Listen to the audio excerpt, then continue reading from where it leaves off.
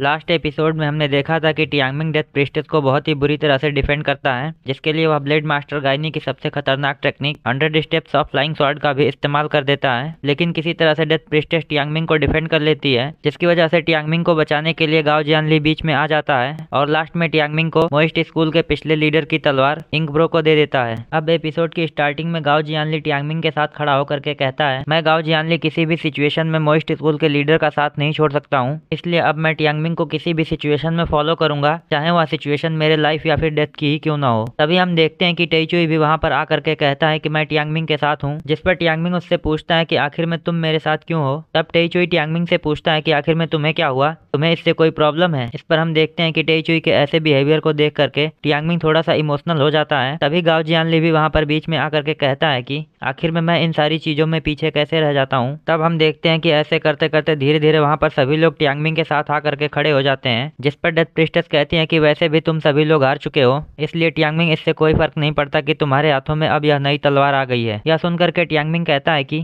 मेरे ख्याल से मेरे हाथों में इस तलवार के होने का मतलब तुम कभी नहीं समझ सकती हो। यह सुनकर के डेथ प्रीस्टेस कहती है कि मैं तो सिर्फ एक बात जानती हूँ कि मुझे किसी भी सिचुएशन में तुम लोगों को पकड़ना है, क्योंकि तुम सभी लोगों को यहाँ पर इकट्ठा करने में भी हमें बहुत परेशानी हुई है। इस पर टियांगमिंग कहता है कि अगर तुम इन लोगों को नुकसान पहुंचाना चाहती हो तो उसके लिए तुम्हें सबसे पहले मुझे मारना होगा। तब हम देखते हैं कि यह सुनते ही डेथ प्रीस्टेस एक अटैक प्रिपेयर करती है, जिसे देख करके ब्लेड मास्टर गाइनी पहले ही सबको सावधान रहने के लिए कह देते हैं। इधर टियांगमिंग भी उस अटैक को डिफेंड करने के लिए रेडी हो जाता है, लेकिन वह नोटिस करता है कि अब उस तलवार के अंदर बहुत ही ज्यादा एनर्जी आ गई है, जो सीधा उस तलवार से निकल करके टियांगमिंग के अंदर ट्रांसफर हो रही है। तभी हम देखते हैं कि डेथ प्रीस्टेस के अटैक को टियांगमिंग से लगने से पहले ही वह अचानक से कहीं गायब हो जाता है, जिस पर हम देखते हैं कि जिंगयुन के साथ में डेथ प्रीस्टेस भी यह देख करके हैरान हो जाती है। तभी इन लोगों को वहां पर एक बांसुरी की धुन सुनाई देने लगती है, जिस पर हम देखते हैं कि यह बांसुरी कोई और नहीं सीलेन बजा रही है। जिसके बाद हम देखते हैं कि मेंगटियान चारों तरफ देख करके इसके बारे में पता लगाने की सोचता है। इधर गाओ जियानली भी इस म्यूजिक को पहचानने की कोशिश करता है, लेकिन हम देखते हैं कि अचानक से इन लोगों के चारों तरफ फायरवर्क एक्टिवेट होने लगता है, जिस पर पहले तो किसी को कुछ समझ नहीं आता है। इधर जिंगयुन भी यह सब कुछ बहुत ही हैरानी से देख रहा होता है, लेकिन हम देखते हैं कि अचानक से गाओ जियानली वहां पर गायब हो जाता है,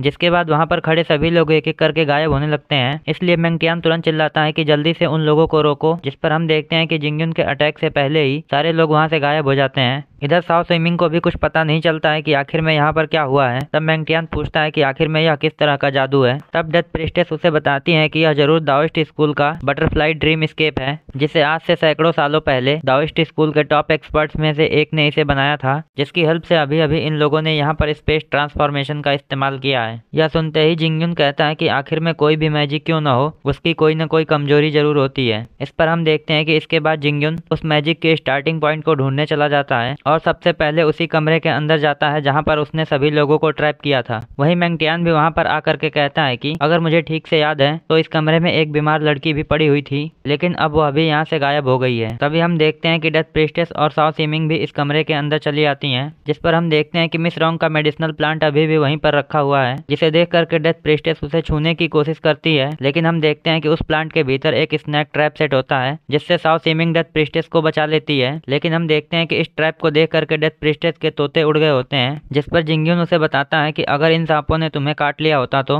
हो सकता था कि हमें तुम्हारे हाथ को भी काटना पड़ता। इस पर मेंगटियान बताता है कि मैंने सुना है कि ऐसी टेक्निक का इस्तेमाल साउथ के बारबेरियंस करते हैं, इसलिए क्या ऐसा हो सकता है कि दाओइस्ट स्कूल भी इस टेक्निक को जानता हो। इस पर जिंगयुन कहता है कि एक्चुअल में इस टेक्निक का लेना देना दाओइस्ट स्कूल से नहीं है। इस पर जिंगयुन बताता है कि एक्चुअल में यह टेक्निक सू एम्पायर से आई हुई है। तब हम देखते हैं कि सू एम्पायर का नाम सुनते ही मेंगटियान हैरान हो जाता है और पूछता है कि क्या वे लोग भी यहाँ पर आ गए हैं। तब जिंगयुन बताता है कि एक्चुअल में उन लोगों ने अभी अभी जिस मैजिक का इस्तेमाल किया था उसमें ओल्ड मास्टर जाओ याओ की जरूर सू एम्पायर के लोगों ने हेल्प की है, जिसकी वजह से वे लोग यहाँ से आसानी से भाग गए। लेकिन मुझे एक बात समझ नहीं आ रही है कि उन लोगों ने इतने समय में यहाँ पर ट्रैप भी कैसे सेट कर लिया, जो उनका पीछा करने वाले किसी भी साधारण इंसान को मारने के लिए काफी था। इस पर डेथ प्रीस्टेस कहती है कि ऐसा लगता है कि वे लोग बेवकूफ हैं, क्योंकि वे लोग यिन यांग स्कूल को चैलेंज करना चाहते हैं। यह सुनते ही जिंगयुन कहता है कि तुम्हें लकी महसूस करना चाहिए, क्योंकि अभी अभी तुम जिस ट्रैप से बची हो वह जल्दी में लगाया गया था, क्योंकि मेरे ख्याल से उनके पास शायद पूरा टाइम नहीं था, इसलिए अगर उन्हें टाइम मिलता तो शायद तुम उस ट्रैप से बच नहीं पाती।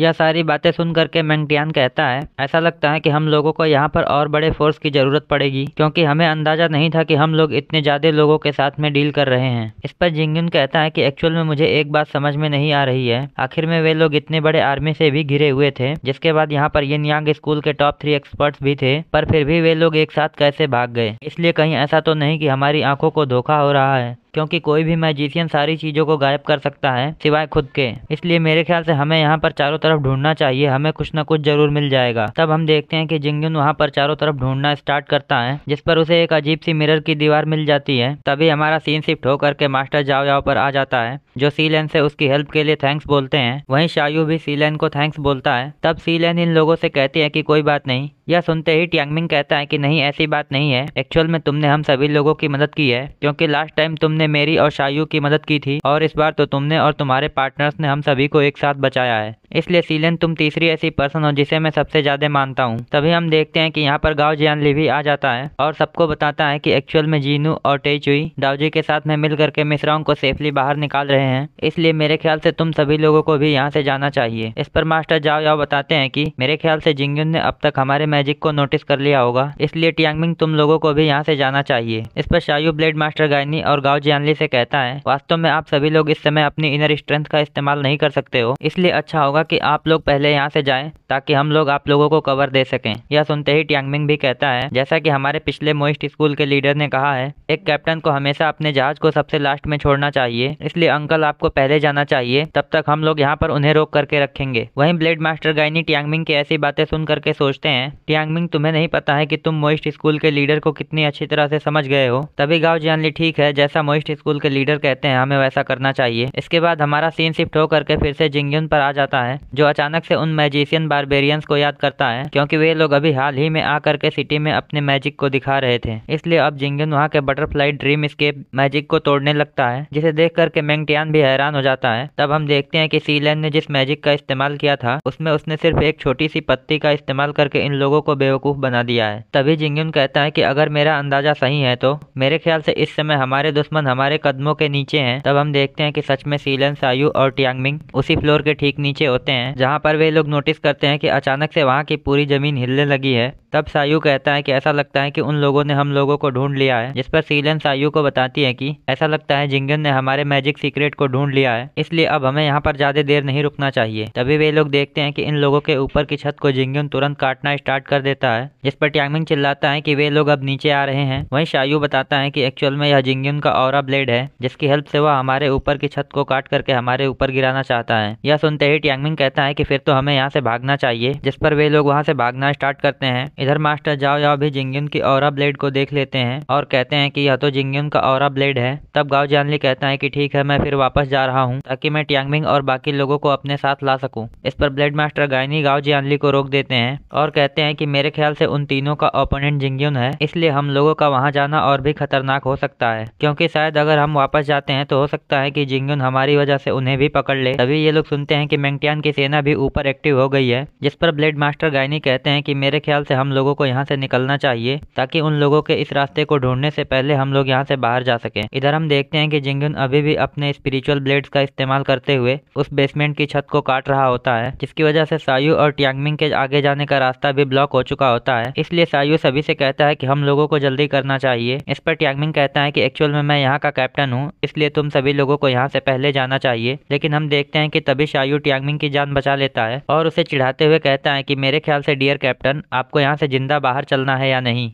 जिसके बाद हम देखते हैं कि ये लोग फुल स्पीड में वहां से भाग करके आगे निकलने की सोचते हैं और किसी तरह से ऊपर के गिरते हुए पत्थरों को डॉज करते हुए आगे बढ़ते हैं। लेकिन तभी टियांगमिंग भागते हुए कहता है कि मेरे ख्याल से रास्ता बंद हो जाएगा, जिस पर हम देखते हैं कि सच में इन लोगों के सामने का रास्ता बंद हो जाता है। इसके बाद हमारा एपिसोड यहीं पे एंड हो जाता है। I hope you guys like this video and subscribe my channel. और अगर आपने लास्ट एपिसोड ना देखा हो तो लेफ्ट वाली वीडियो पर क्लिक करके देख सकते हैं।